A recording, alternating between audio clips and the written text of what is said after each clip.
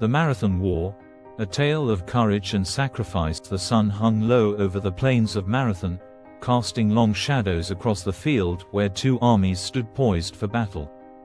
The air was thick with tension, the kind that precedes the storm of clashing swords and the cries of men.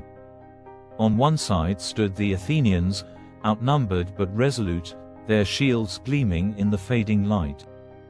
On the other, the vast Persian army, a sea of soldiers stretching to the horizon, their banners fluttering in the breeze.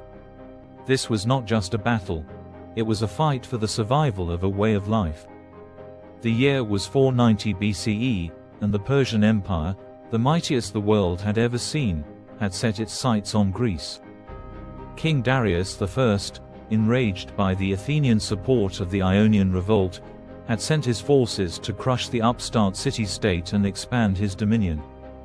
The Persian fleet had landed at Marathon, a small coastal town northeast of Athens, and their army now stood ready to march on the city.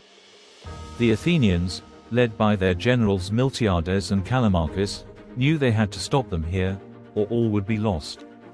Among the Athenian ranks was a young soldier named Leon.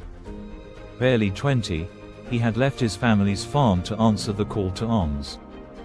His father, a veteran of past skirmishes, had taught him how to wield a spear and shield, but nothing could have prepared him for the sight before him now. The Persian army seemed endless, their armor glinting like stars in the dusk. Leon tightened his grip on his spear, his heart pounding in his chest. He thought of his mother and younger sister, safe in Athens, and vowed to protect them, no matter the cost. General Miltiades, a seasoned warrior with a keen mind for strategy, addressed his men. Today, we fight not just for Athens, but for all of Greece. The Persians believe they can crush us with their numbers, but they do not know the strength of our hearts. We will meet them head-on, and we will show them the price of invading our homeland. The Athenians roared in response, their voices echoing across the plain. Miltiades had devised a bold plan. Knowing the Persian center was strong but their flanks weaker, he ordered his men to form a thin line in the center and reinforce the wings. The strategy was risky, but it was their only hope. Leon found himself on the right flank, standing shoulder to shoulder with his comrades. He glanced at the man beside him, an older soldier named Theron, who gave him a reassuring nod. As the Persian army began to advance, the ground trembled beneath their feet. The sound of their war drums echoed like thunder, and their war cries sent shivers down Leon's spine. But he stood firm, his shield raised and his spear at the ready. The Athenians waited, their discipline holding them steady as the enemy drew closer.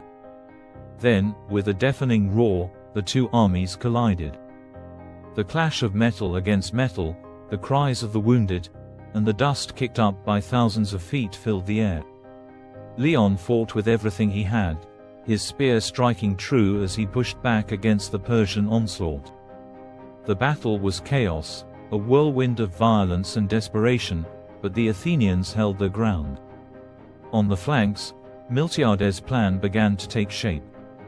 The reinforced wings of the Athenian army pushed forward, driving the Persian forces back. Leon and his comrades fought with a ferocity born of necessity, their determination unyielding. The Persians, unprepared for the strength of the Athenian flanks, began to falter.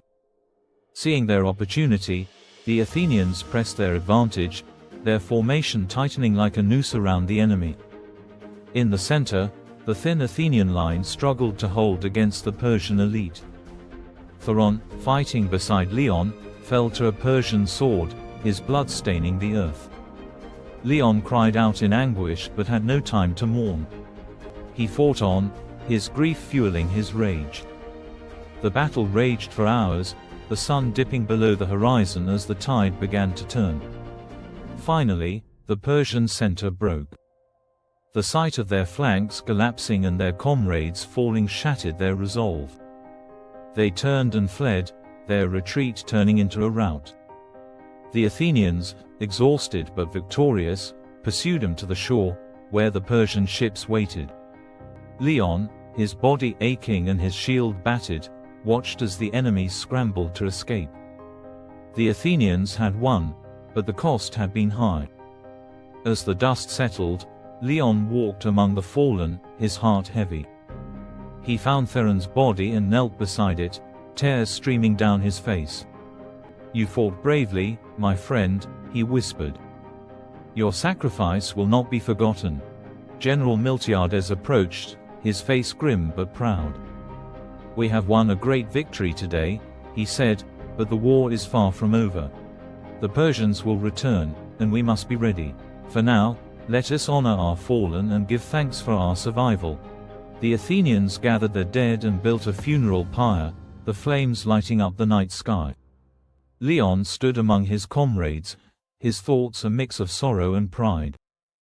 They had faced the might of the Persian Empire and emerged victorious, but he knew this was only the beginning. The Marathon War would be remembered as a turning point, a moment when a small city-state defied the odds and changed the course of history. As the flames flickered and the stars shone overhead, Leon made a silent vow. He would continue to fight, not just for Athens, but for the ideals it represented: freedom, democracy, and the right to determine one's own destiny. The Battle of Marathon was over, but the war for the soul of Greece had only just begun.